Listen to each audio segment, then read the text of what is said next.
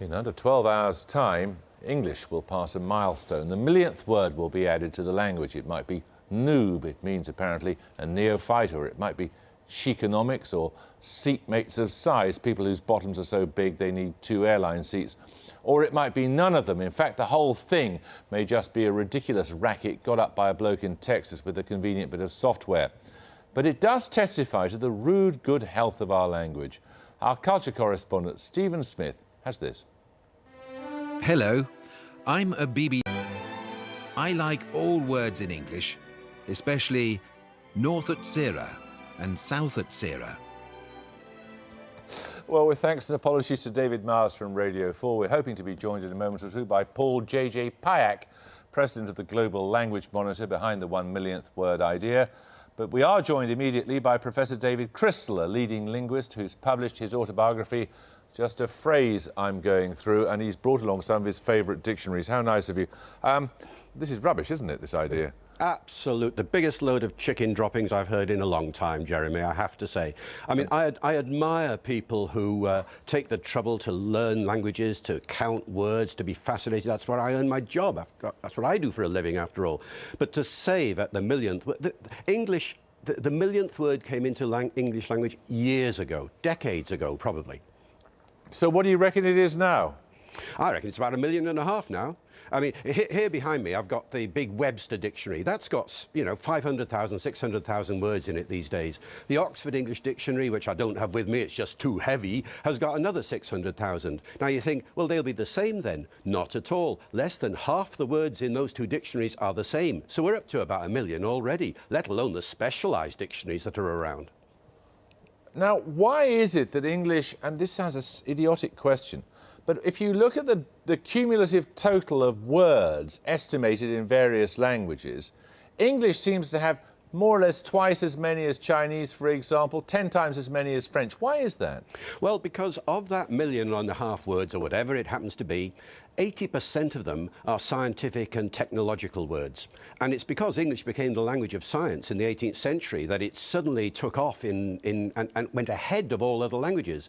I mean, other languages that are scientifically literate, of course, have been able to catch up with English to that extent. But it's the technological side of the vocabulary that's the cause of it.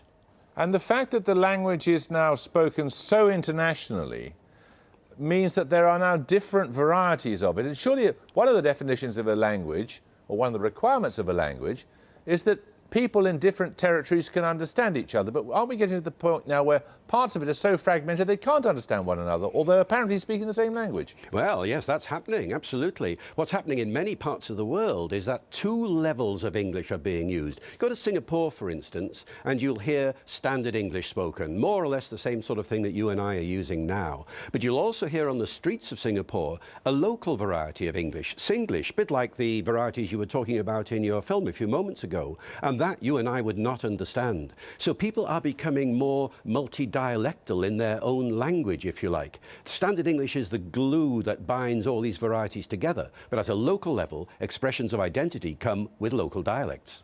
I once heard somebody say that one of the reasons English was so popular as a language to learn, as a lingua franca, was because it was like Malay, very easy to speak badly. Yes, that's right. Well, I've heard that argument too.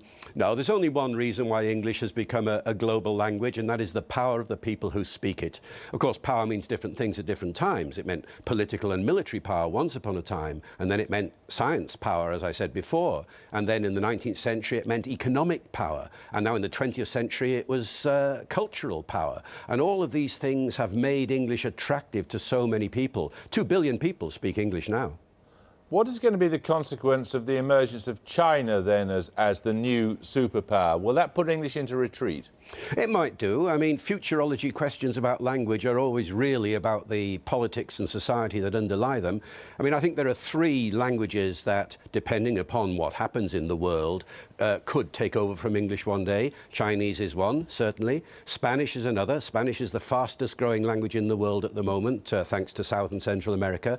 And of course, Arabic is a hang on. I'm going to have to interrupt you there because I think we've now got Paul J.J. Payack in Texas. Can you hear us okay? Yes, I can. You come in loud and clear. Excellent, good. Well, this is rubbish, this idea of yours, isn't it? It's not going to be the millionth tomorrow. It might actually be the 10 millionth, right? It's like, well, David Crystal has a good position on a number of words in a language, and we basically agree with a lot of what he says. You've no shame. Why are you claiming it's going to be the millionth word at 10:22 tomorrow, when apparently you could be out by a factor of 10? Well, not really. I mean, it depends how you look at it. I mean, like, I have a long history in technology. And what we do in technology is we have a problem, we put bounds around it, and then we try to solve the problem. Now, this started 5 years ago when we were looking at trying to figure out how many words were in the English language in general. And we used a term, a way to do it. We went to the major unabridged dictionaries, saw how many words were in each of the dictionaries, came up with a base count and unabridged dictionaries of all the great English-speaking countries. And then what we did is that was about 650,000. And then we studied some historical linguistics on how words were added to the language. And I mean, there could be 10 million, but there's only 450 in the Merriam-Webster's unabridged. There's about, I don't know, 500,000 or 600,000 in the OED right now. And so what we did is use that at our base and then saw the new words that were percolated along, and we started adding them. I think what you're saying is where we get our estimate. What you're saying is we shouldn't take this figure of the millionth word very seriously. No, you're supposed to take it very seriously so far as we look at it as a cultural phenomenon, okay? That this is the first time we've had a global language on the planet in the history of speech. Okay, we've had, French was a diplomatic language, Latin was a medieval language, but it's always been localized. We've just been looking. Now we have a global language. Yeah, absolutely. We've just been looking at a clock on your website counting down to the millionth word at 10:22. According to our methodology. Yeah, well, unfortunately, it's out by about 13 according hours. According to our methodology. Yeah, but even the clock on your website's wrong. We're trying to look into that. It's technology. Give me a break. It's like we couldn't even get through to you with the television, right? I mean, that's just how it works. It's like the calculations are mathematics, okay? It's pure mathematics, and we extrapolated from the base number of words that were generally accepted in the dictionaries and how many words are being added, and it comes out to 1 million. Okay. Well, look, thank you very much. I'm so sorry about the communication problems, but thank you for joining us, both of you. Thanks very much.